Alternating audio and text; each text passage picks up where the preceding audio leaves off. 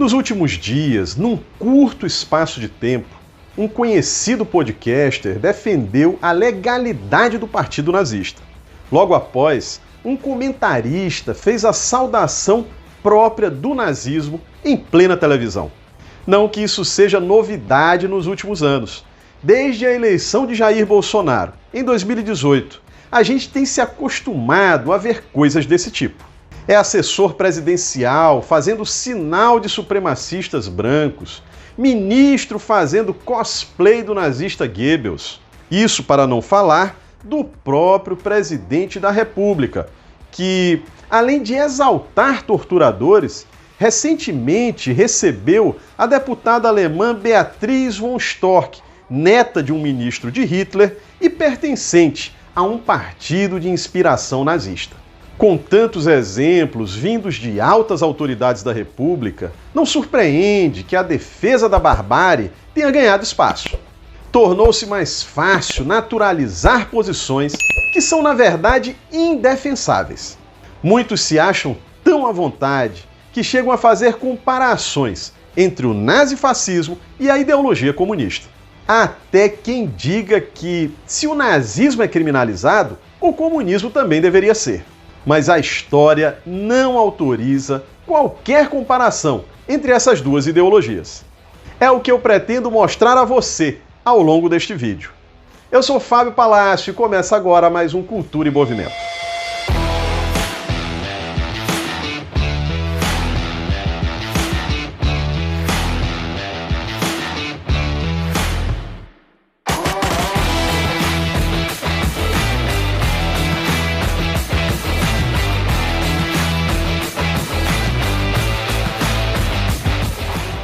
O nazismo foi um capítulo tenebroso da história humana.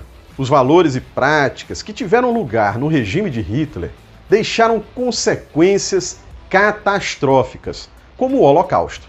O chamado Terceiro Reich promoveu o genocídio de judeus, mas também de ciganos, eslavos, negros e homossexuais, além de comunistas e democratas em geral.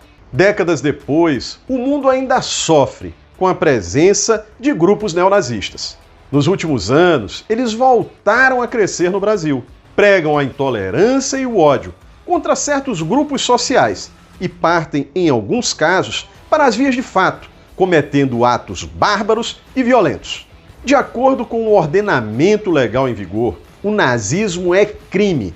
A Lei Federal 7.716, de 1989, afirma que é crime veicular símbolos do nazismo para fins de divulgação. O mesmo artigo enquadra como criminosas as pessoas que produzem, vendem ou distribuem material com símbolos nazistas e também pessoas que utilizam os meios de comunicação para disseminar as ideias do nazismo. A pena é de multa e prisão de 2 a 5 anos.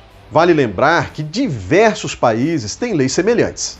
Muitos dizem que, se o nazismo é criminalizado, o comunismo também deveria ser. Essa é, na verdade, uma forma sorrateira de defender o nazismo.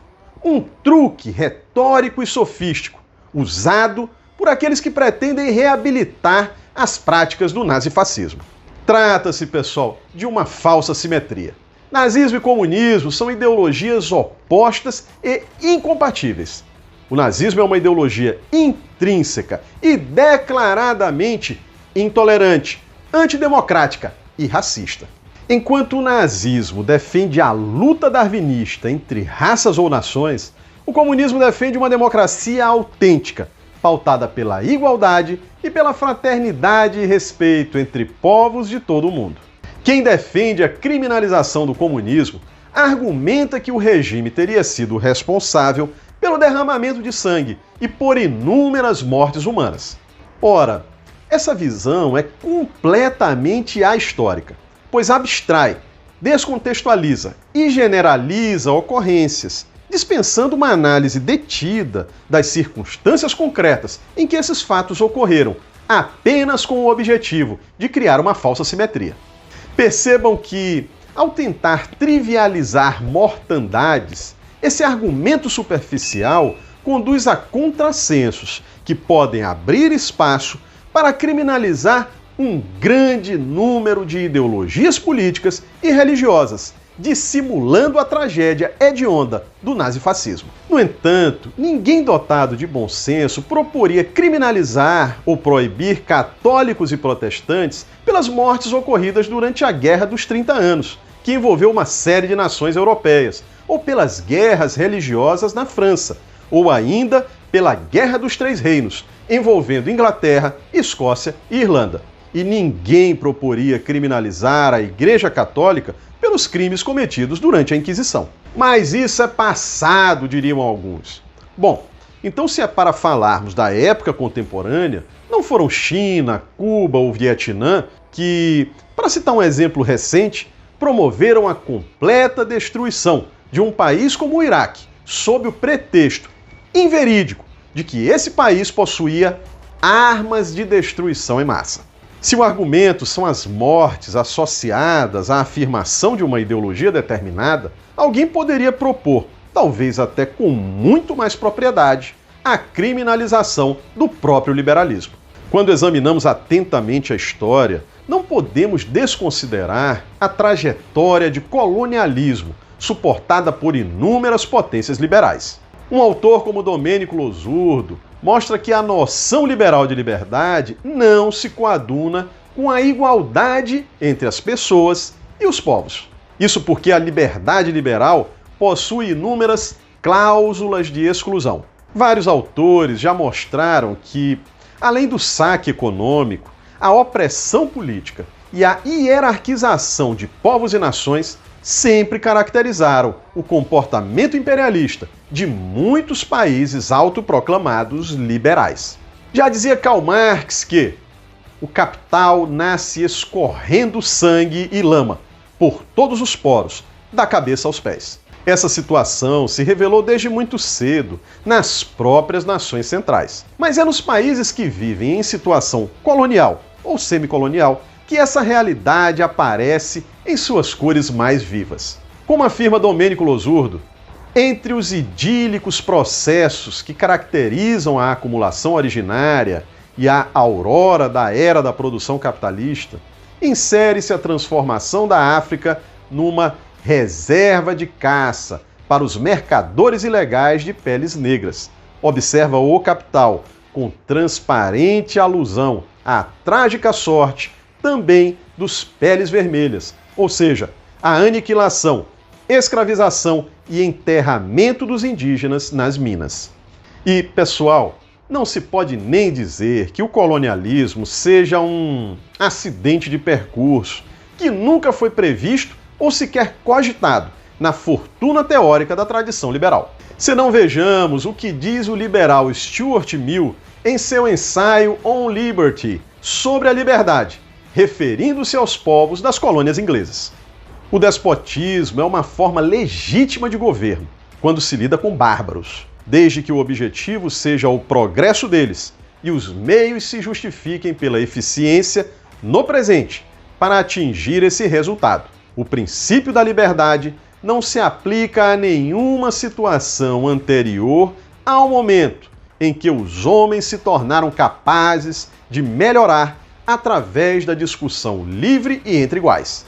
O que a gente vê nesse trecho é que Stuart Mill está muito longe de ver o colonialismo britânico como um mero acidente. Ocorre que seu humanismo liberal é débil e incoerente. Vale apenas para os povos civilizados. A liberdade não é para qualquer um, mas apenas para aqueles que superaram a chamada barbárie. Para todos os outros, se pode usar qualquer meio para a nobre finalidade de remover os bárbaros do estado de natureza. Qualquer meio, pessoal, repito, inclusive o despotismo, que nesse caso, para Mill, seria legítimo.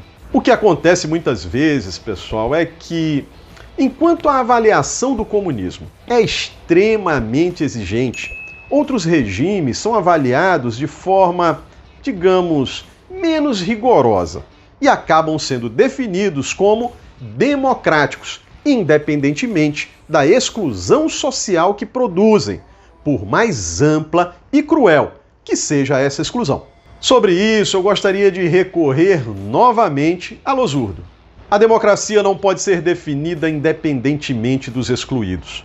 O despotismo exercido sobre bárbaros, obrigados à obediência absoluta, própria dos escravos, e as infâmias da expansão e do domínio colonial, lançam uma luz inquietante sobre os estados liberais. E não só no que respeita à sua política internacional. Esta não é um elemento estranho à sua estrutura político-social interna. É elucidativo o exemplo dos Estados Unidos. Aqui é no próprio território nacional que residem as raças na menoridade, de cuja condição não se pode prescindir nem sequer quando se trata de analisar países como a Inglaterra, ou a França, ou a Itália. Na tradição liberal, a teorização ou celebração da liberdade avança par e passo com a enunciação de cláusulas de exclusão, pelo que a liberdade, em última análise, acaba por se configurar como privilégio. Agora reparem, por exemplo, na histórica diferença de atitude da Rússia bolchevique, de um lado, e das potências imperialistas, de outro, em relação aos países em situação colonial e semicolonial. Os partidos comunistas sempre se caracterizam pela denúncia da dominação em todos os seus aspectos. Vale lembrar que foi a ascensão do Partido Comunista ao poder que encerrou a opressão das minorias nacionais na Rússia, inclusive dos judeus, pondo fim ao expansionismo grão-russo e garantindo direitos às diversas nacionalidades ali existentes. Isso para já nem falar do inestimável papel que tiveram a União Soviética e os países socialistas no processo de descolonização da Ásia e da África. No mesmo sentido, a Rússia soviética foi a grande protagonista da derrota do nazifascismo na Segunda Guerra Mundial, proeza pela qual os russos pagaram um altíssimo preço. Em contraste com isso, vejam o que dizia Marx sobre a conquista britânica na Índia. As desventuras infligidas ao Hindustão pela Grã-Bretanha são de um gênero essencialmente diferente e 1000 vezes mais concentrado do que tudo o que o país teve de sofrer em épocas anteriores. Reparem também na histórica diferença de atitude que mantinham em relação à China, ao longo do século XX, a Rússia soviética e as potências imperialistas liberais. Estas últimas, ao mesmo tempo que agitavam a bandeira da liberdade e da democracia, nunca hesitaram em tentar perpetuar a condição semicolonial da China. Uma postura que, aliás, já se mantinha desde os tempos da Guerra do Ópio. A esse propósito, vale lembrar o que dizia um clássico do liberalismo, o francês Alexis de Tocqueville. Ele definia a Guerra do Ópio como uma cruzada pela liberdade e pela civilização. Eis finalmente a mobilidade da Europa, abraços com a imobilidade chinesa. É um grande acontecimento, sobretudo se pensarmos que este não é senão a continuação, a última etapa de um rol de acontecimentos da mesma natureza, que vão impelindo gradualmente a raça europeia para fora dos seus confins e submetendo exclusivamente ao seu império ou à sua influência todas as outras raças. É a sujeição das 4 partes do mundo por obra da quinta. Ora, os liberais podem dizer que, apesar das palavras de autores como Tocqueville, essas experiências não representam o liberalismo. Eles podem alegar que se trata de deturpações históricas, tópicas e situadas, ainda que perpetradas por países e lideranças de bandeira liberal. Mas percebam que também em favor do comunismo se pode argumentar que certos erros e contradições não derivam de sua doutrina, mas de situações dadas e historicamente circunscritas. O nazismo, contudo, não pode usar esse argumento, por um motivo bem simples. Suas práticas em nenhum momento se revelam em contradição com as suas doutrinas. Ao contrário, elas representam a materialização líquida e certa dessas mesmas doutrinas. E aqui reside uma diferença importante, que não pode ser ocultada, entre o nazismo e o próprio liberalismo. Por mais que o liberalismo, em muitos momentos da história, em particular nos períodos de crise, tenha dado as mãos ao nazifascismo na hora de combater os trabalhadores, não se pode igualar as duas coisas. Da mesma forma que a falsa simetria entre nazifascismo e comunismo serve ao primeiro, também a falsa simetria entre nazifascismo e liberalismo serve ao nazifascismo. Quem iguala liberalismo e nazismo, achando que assim está dando uma de radical, está, na verdade, aliviando a barra do nazismo. Pois convenhamos, não seria razoável propor a criminalização do liberalismo, mas é bastante razoável propor a criminalização do nazifascismo. Se eu igualo as duas coisas... Bem, vocês já entenderam. Isso para não falar, pessoal, do fato de que, em inúmeros momentos da história, com destaque para a Segunda Guerra Mundial, a Frente Democrática uniu comunistas e liberais na luta contra o nazifascismo. Aliás, um teste interessante para ver se é realmente possível igualar liberalismo e fascismo é o título deste livro do Losurdo, Liberalismo, entre Civilização e Barbárie. Façamos um teste rápido. Vamos trocar a palavra liberalismo por nazismo. O título então ficaria Nazismo entre Civilização e Barbárie. Percebem que não funciona? E não funciona porque, se o liberalismo está entre a civilização e a barbárie, o nazifascismo é a própria barbárie. É por isso que é esta a ideologia que deve ser criminalizada. Se você gostou deste vídeo, já sabe, deixe seu like e compartilhe com as pessoas próximas para ajudar essa mensagem, essa importante mensagem, a atingir um número maior de pessoas. A gente se vê na próxima quinta-feira com mais um Cultura em Movimento.